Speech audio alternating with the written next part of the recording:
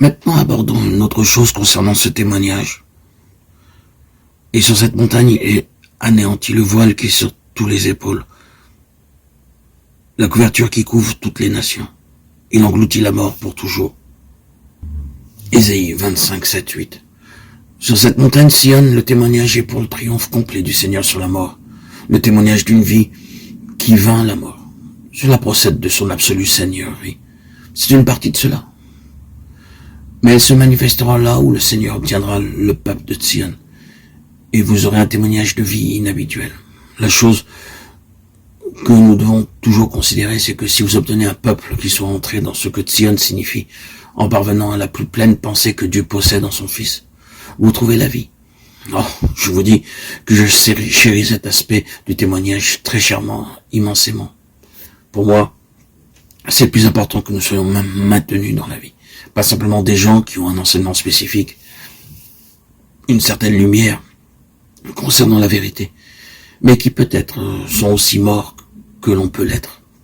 Car il est possible d'avoir une merveilleuse somme de vérité, mais d'être entièrement mort. Cependant, que l'enseignement soit ou non compris par les gens qui viennent, notre désir, c'est que la première chose qu'ils rencontrent et enregistrent ce soit quelle vie il y a ici. Non pas quel enseignement il y a ici, mais quelle vie. Dans une telle atmosphère, vous avez de la croissance. Vous vous trouvez vous-même revitalisé.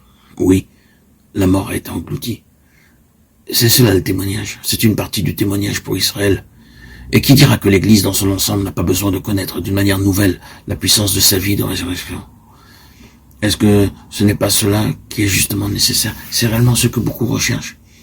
Ils essaient de l'obtenir dans de grands mouvements organisés. Ils ressentent ce besoin de vie pour réagir contre la mort qui a fait son entrée. Cela ne doit pas être pris pour un jugement ou une critique. Mais nous pouvons dire que cette vie ne peut jamais être fabriquée. Elle ne peut jamais venir à la suite de grands efforts. Elle est là où le Seigneur ressuscité est élevé.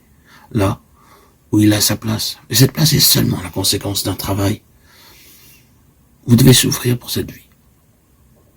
Vous ne pouvez pas l'obtenir à bas prix. Vous ne pouvez pas la produire par des moyens humains.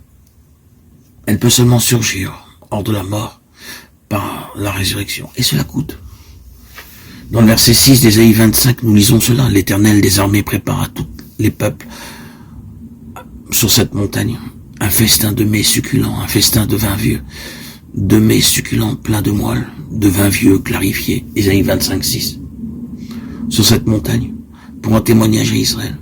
Là, il y a de riches provisions. Si le Seigneur obtient un peuple réellement selon sa pleine pensée, ce ne sera pas un peuple qui subsistera simplement avec un régime de famine, à peine capable de joindre les deux bouts, essayant juste de survivre spirituellement sans avoir rien à donner. Oh oui, la situation est celle-là dans beaucoup d'endroits.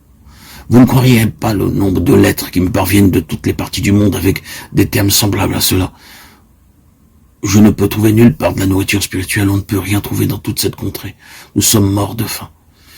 Je n'exagère pas quand je dis qu'au cours d'une année, je pourrais remplir des volumes avec ce genre de récit. Le peuple du Seigneur crie pour avoir